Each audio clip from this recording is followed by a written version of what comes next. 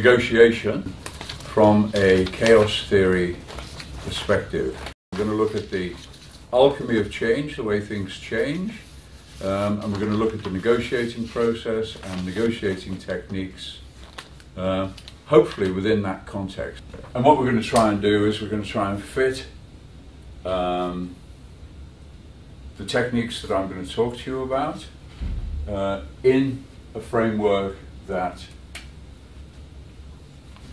basically works according to the system that we've developed in the book, which is enhance, perturb, attract, excite. The change process itself goes from control, where a system is stable and in control, right through to a point where the system displays scientific chaos, which is the structured order which is deep within a self-organizing system, and goes back again. Let's assume that the system is in equilibrium. It's before the start of a negotiation. What we're going to try and do is look at some of the aspects of the negotiation and put them in this context. So at the moment the system is in equilibrium or in a state of balance. Towards the end of the negotiation, if the negotiation is successful, the system will begin to transform back into a higher form of order. This is the lens, the EPAE lens that we developed, Joe Rubens and I developed in 1997 as a description of how things change. In the original model, which was based around how to transform an organization, we said that the transformation was anchored around customer value, but I think it's more about values of agreement. So let's, for now, let's assume that our negotiation is going to happen essentially around the things that we agree upon.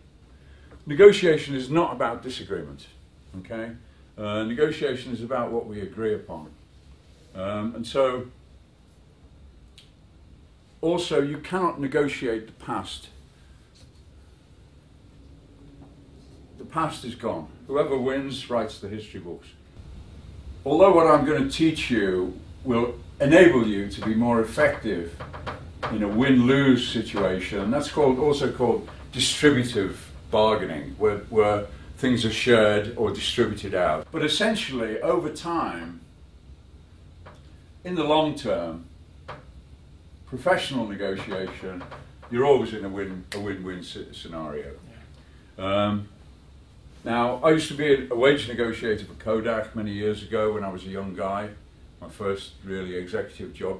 What was happening in the 2-year period that I was there was different people were coming into my office in the first couple of months, and I was doing various types of negotiation. But then after a couple of months, the same people were coming back into my office with other issues, okay? And basically, the context of a negotiation, it would not have been in my best interests to try and put those people out of business. It would not be in my best interest to really drive such a hard bargain that they, when they went back to their own constituency, were fired or were not able to implement the agreement, okay? So when you're talking about professional negotiations, because actually the professional world is always quite a small world, you'll get a reputation.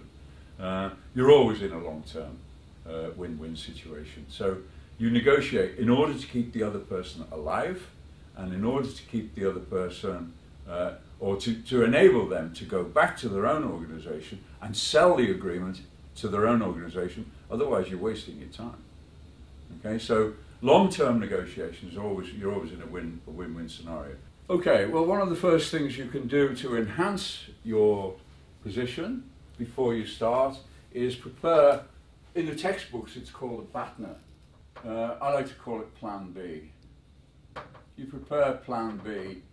BATNA is your best alternative to a negotiated agreement. So if we can't get a deal from these people, what are we going to do? Okay. Now, if you've worked out your BATNA, if you know what you're going to do and they don't know what they're going to do, you are in a stronger position. Okay, you're in a much more strong position because you're not hungry. If they don't know what they're going to do, then they will be afraid of not being able to come to some kind of deal with you. Okay, so most professional negotiators they have a battler. They know what their plan B is going to be if we can't get a deal from you. It's like you never go to a bank manager, you never borrow money off a bank manager when you need money. Banks will never lend you money when you need money. Okay? A bank will lend you money when you don't need money. And it's a simple rule of communications. Moravian's rule, 55% of your communication is in body language. 38% of communication is in tone of voice, and only 7% of communication is in words. That's some research that was done a long time ago in communications. So in other words, what you communicate with your body and with your tone of voice is far more important than what you communicate in words. And essentially, negotiation, in my experience, has a very powerful spiritual dimension to it. Okay, there's a point in negotiation where you could say it's a contest of wills,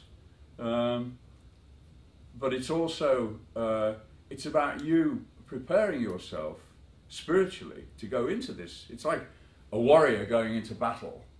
They go through rituals. They bathe and they dress, and they also, fishermen, actors, theatre people, media people, people that deal with change for a living. They pack their equipment in a particular way. They have rituals, and they can. So, like me, I'm a musician. I pack my guitar in a certain way. I put all my things in there so that if I'm on a blackened stage with no lights, before I go on, I can unpack my gear in the dark. Okay, and essentially, people who go into change or who deal with change professionally develop certain kinds of rituals. It's a kind of a preparation for the spirit, but it's also very practical as well. And so I think one of the disciplines for you is to make sure that you don't go into that negotiation hungry. And if you've got other options, if you've got your plan B and plan C, then your body language, your tone of voice, the way you conduct yourself, eye contact, all that kind of stuff will automatically take care of itself. Okay, so that's one of the first rules then of negotiation, is you prepare your BATNA. You get together with your team and you work out what are we going to do if we can't get a deal.